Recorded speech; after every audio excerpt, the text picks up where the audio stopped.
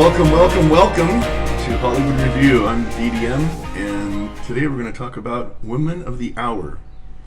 Just dropped on Netflix, and it's Anna Kendrick's directorial debut, and it is a true crime thriller, they call it. And I don't know. I feel like I need to tell you, like, there's a bear trap ahead, and to avoid the bear trap. And spoiler alert, I don't know, I'm going to talk about the movie, so if you want to watch it, you might know a little bit more about it. But if you watch the trailer, then you learn a lot just by watching the trailer. It's a movie about Rodney Alcala, who was a serial killer who ended up on the dating game. I think it was in the 70s. And he ended up having a date with this girl, Cheryl Bradshaw. And Anna Kendrick plays Cheryl Bradshaw. So that's kind of the loose premise of how Anna Kendrick fits in. Kind of a biopic, you might say, written by Ian McDonald. And I guess, I'm giving it, IMDb's giving it a 6.8, and they're not wrong. I was going to give it a 7. Maybe that's too generous. But it just felt like I'm just spent like an hour and a half following some dirtbag serial killer. Like, if you knew that the movie was about Charlie Manson and it was framed and packaged as something else, and then all of a sudden it's really just about Charlie Manson killing people, I just felt, I guess, like a little bait and switch. So let's just talk about filmmaking. Let's talk about marketing. Let's talk about, kind of the promotional box office side of all of this, okay? I mean, Anna Kendrick is a brilliant actress and a brilliant little director. Really nice. I always look for transition shots between scenes. How do we get into the next scene? How do we get into the next scene? She had really nice, tasteful transition shots. Dialogue was great. They cast Daniel Zavato as Rodney Alcala as the bad guy. But I'm just going to kind of pick it apart a little bit, maybe from like a film school industry kind of a perspective. Because when you go to film festivals, if you go to Sundance, all the studio guys, when you're in the shuttle, you hear them say, well, what's the big idea of the film? And you're like, huh, what's the big idea? So what's the big idea of Women of the Hour? Well, we follow a serial killer who, spoiler alert, yeah, he finally gets arrested. So why are we watching this movie? I'll tell you why I'm disappointed in the film, okay? Because I feel like the studio marketing system kind of played me a little bit. First off, a title of a movie, is old screenwriting adage, old Hollywood adage. Like, what's the movie about? Put it in the title, okay? Snakes on planes, I get it.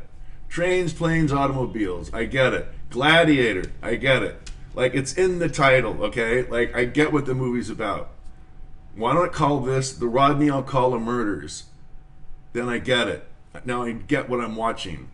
But instead you're going to spin it and call it Woman of the Hour? Like, what does that mean? What does that have to do with anything? It's a puff piece title. It means nothing. And is the movie about Anna Kendrick? Not really. She plays a tiny little role as one of the women that he almost killed, but he didn't kill, but he met her on the dating game. So it's newsworthy and it's shocking and it's amazing. But most of the film, you're following around this dirtbag serial killer, killing a lot of young women and girls. And it's just, kind of gross. Like, you got to be a sadist. Like, okay, now I want to watch this other one. I'll watch the next one. The other little beef I have, is fonts are really important. When you see a movie poster, the font also tells a story. Sometimes the medium is the message. What font you chooses tells me what it's about. Well, they picked the font from the dating game. Kind of a 70s hippie, flower power, fun, cute, throwback, period piece. Not like serial killer Rodney Alcala. It's Women of the Hour, and she's on the dating game, wah, wah, wah, wah, wah, wah, and it's all like kind of fun and games. But, is it?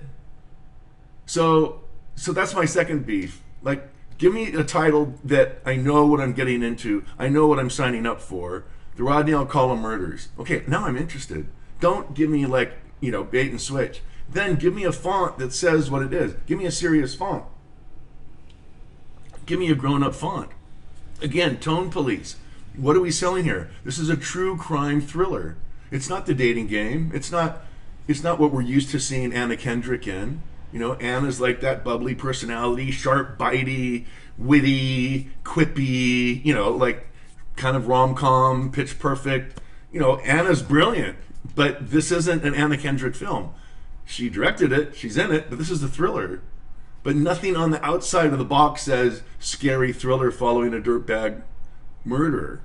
It says like dating games, this is funny, she's on the dating game show, she's cute and she's quippy. But, and that like went on and on and on. Like that's like 30 to 40 minutes of the movie is the bloody dating game episode. Like half the time I'm watching this film, I'm just like going, gosh, you know what? Nothing happens.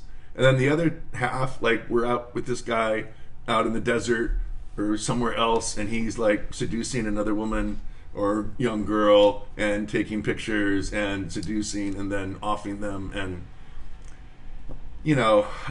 and I thought it was a waste of Anna Kendrick. Like, what if Anna Kendrick played like the detective trying to hunt him down?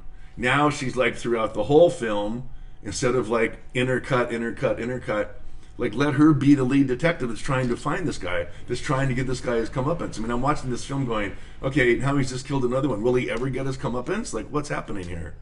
And so for Anna to play like this kind of like wannabe actress in LA from Scranton, Pennsylvania, based on a real person, but who am I invested in this film? Who am I cheering for? Well, I'm obviously cheering for him to get his comeuppance because he's the bad guy. But is she the hero? Like, who's pursuing? No one really. We're just waiting for that one young woman or girl to stand up. So who's the woman of the hour? Well, I won't tell you the ending, but maybe the girl at the end is the woman of the hour. I don't know. I just think it's, it was beautifully shot, wonderfully directed, but like, just tell me what I'm eating, tell me what I'm watching, tell me what I'm signing up for. If I'm going to spend 90 minutes watching Rodney Alcala murders, who I've never heard of, but okay, this looks interesting, creepy, serial killer was on dating game, like keep the tone, like the tone police is there for a reason.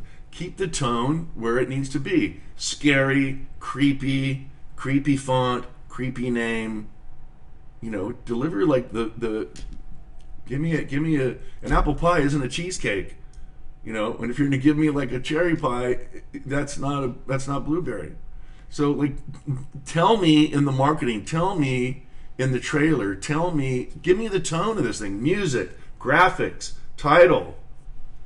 These things all matter, they all communicate. There was a movie years ago, a studio film, Jodie Foster directing. Mel Gibson plays a wacko who has a hand puppet called the Beaver, and he goes a little crazy, and the Beaver, the puppet, like starts talking back to him like his schizophrenic little friend, and then the Beaver gets kind of mean spirited, and Mel ends up cutting his hand off to get rid of the Beaver. So like the studio's like, Jodie, we don't know how to market this. This is really disturbing, and it's really creepy. Gee, you think? Who greenlit it anyways? We're gonna greenlight that? So they said, oh, I know, we'll make it a comedy. It'll be like a black comedy thing. Mel's not really serious. He's just joking. He's still cutting his hand off. So like, don't put a spin on it that is telling me that it's something that it's not. Is this lipstick on a pig? I don't know. I mean, this is an ugly pig. Like, would I watch it again? No, I don't care. I'm not going to watch that again. And the thing that really bothers me, and look, I'm a fellow filmmaker. I know how these things aren't easy. But our bad guy has like the worst wig I've ever seen. And it's in every scene, well, almost every scene, certainly every scene he's in, the wig is sure to follow. And I'm just watching them going, guy, can't they get a better wig? Like, he's got long hair. Like, it's like he's wearing like a woman's wig. It's like it's a long hair wig. So I did a movie where my lead was a 12-year-old kid dying of leukemia, and we had to put like a a skull cap on him. But it took him 3 hours in makeup to get the skull cap on, and you could still tell it was a skull cap. So I didn't have time on a low budget feature to do that. The movie was called Johnny, so we just gave him like a little like a gangster cap, like a red little skull cap fabric, just so we didn't have to do all of the hair nonsense. And then, to be fair, I didn't really dye his eyebrows enough when he was getting the chemo, so it looked like he was losing his eyebrows. So, nobody's perfect. But this wig on Daniel, it's bad. And if you're in production at all, or if you've been on set, you might have heard the expression of Warner Brothers haircut. Okay, well, where did that come from? Well, Humphrey Bogart was doing Africa Queen with Katharine Hepburn, and Humphrey wore a piece. I mean, everybody in the industry knew that Humphrey was going bald, and he wore a toupee. He wore a piece, and so the edict from Warner Brothers was like, shoot him below the hairline. So that became like an ECU or a Warner Brothers haircut. I don't want to see the hairline because I can see the wig.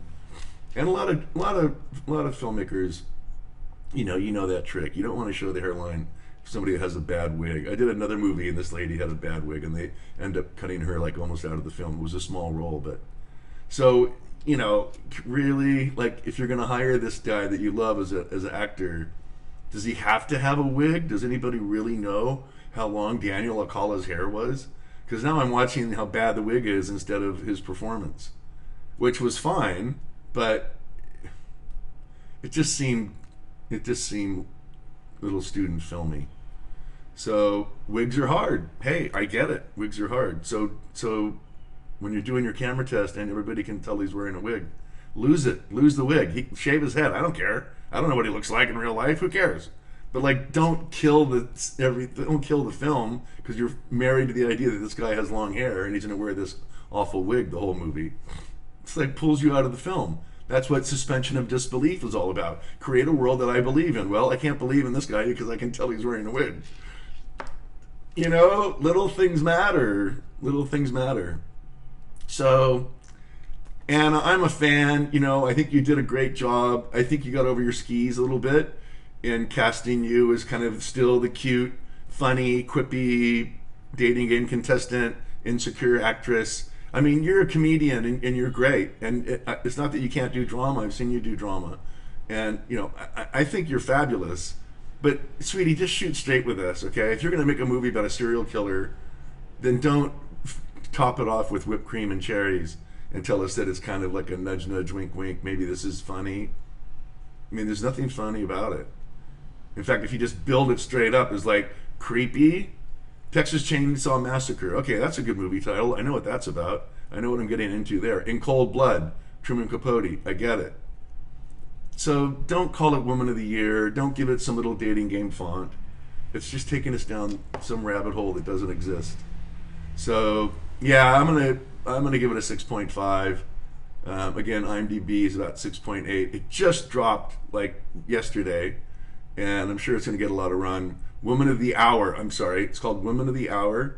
And the other thing, Woman of the Hour, it sort of harkens back to Audrey Hepburn, Spencer Tracy, Women of the Year. I mean, that was like one of the biggest Hollywood movies of all time, Women of the Year. And Women of the Year was sort of like a rom-com, funny, quippy, Spencer Tracy, Katharine Hepburn. And so now it's like Women of the Hour, and there's like the dating game font, and even the trailer has some cute music, and you're kind of like, okay, what genre is this? What am I getting myself into? So that's me. I know it always looks like I'm peeing in the punch bowl, and I don't mean to be that guy. I'm just trying to have a different kind of a podcast where you get a little different viewpoint. So if I can share some stuff from the industry side, from sort of the filmmaking side of it, from the marketing side of it, that's my job. And I'm just sharing whatever knowledge or experience I have, I would like to, share and pass on. So that's why I'm disappointed in Women of the Hour. And give it a watch. Might be your cup of tea. You never know. That's why they make them. You just never know. And for Hollywood Review, I'm DDM. Ciao.